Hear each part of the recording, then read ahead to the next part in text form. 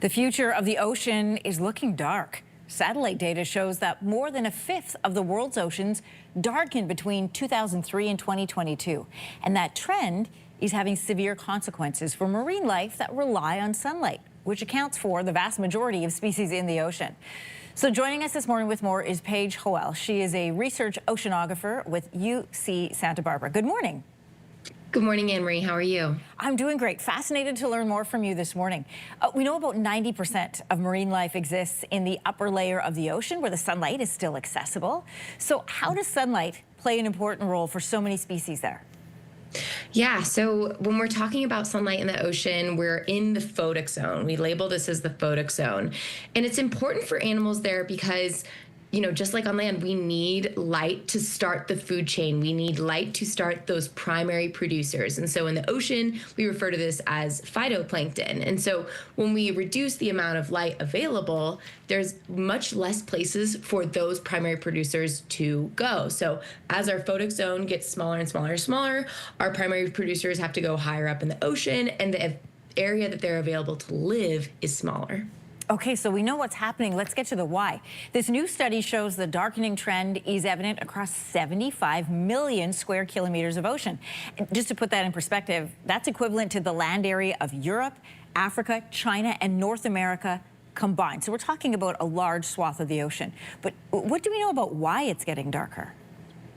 Yeah, this is the really key of the problem. So there are a couple different sources for this. The first being an increase in phytoplankton blooms. So those primary producers we were just talking about, phytoplankton, when they bloom, they shade the area underneath if they're blooming in large enough quantities. And so what we've seen in the most recent years is an increase in human nutrients running off into the ocean. So these are things like agricultural fertilizers, for example. And as we get an increase in nutrients, those phytoplankton, which need two things, light and nutrients, to grow, are growing in such large quantities that they actually shade the area of ocean that are underneath them. So we believe it's these increase in human nutrients and also just an increase in organic matter, little particles in the water column, as we change around our food web as things get hotter and conditions change. These particles are less efficiently consumed, and so it leaves more to shade what's underneath. What happens if this trend continues? Yeah, great question. So essentially, we'll get a continuing shrinking of the photic zone, but also another effect that's important to consider is all of our mammals that really rely on sunlight or moonlight to migrate to breeding grounds and things like that. So it's hard to say exactly what's going to happen, but what we know for certain is that this area in which life is contained in the ocean is just going to get more and more concentrated at the surface. Is there anything, Paige, that can be done to reverse this trend of ocean darkening? Yeah, money question right here. So the main thing is to start curtailing these agricultural fertilizers and just put effective measures in place so that if they do run off into the ocean, they do not make it very far, and we're able to kind of curtail them at the source.